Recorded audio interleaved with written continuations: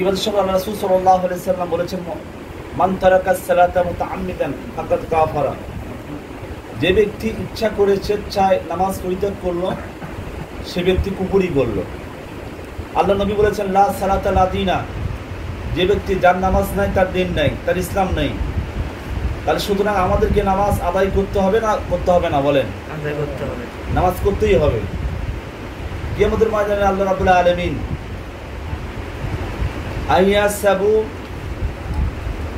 আইয়াসাবু যে আল্লাহ তাআলা প্রথম যে হিসাব নেবেন সেটা হচ্ছে নামাজের হিসাব নেবেন।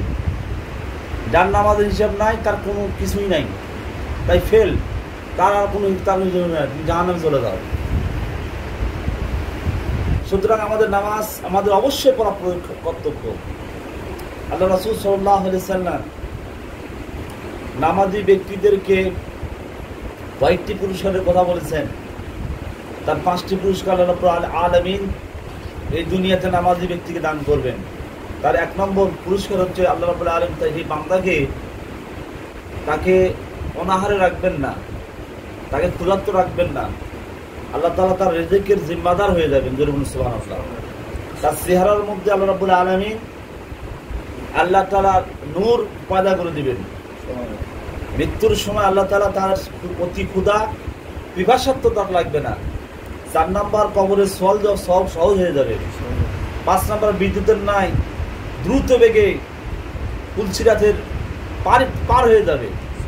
তাহলে এই 5টা উপকার যদি আমরা পেতে চাই, তাহলে আল্লাহ রাব্বুল আলামিনের যে নির্দেশকৃত বিধানকৃত এই নামাজটা আদায় করা লাগবে না লাগবে না? বলেন।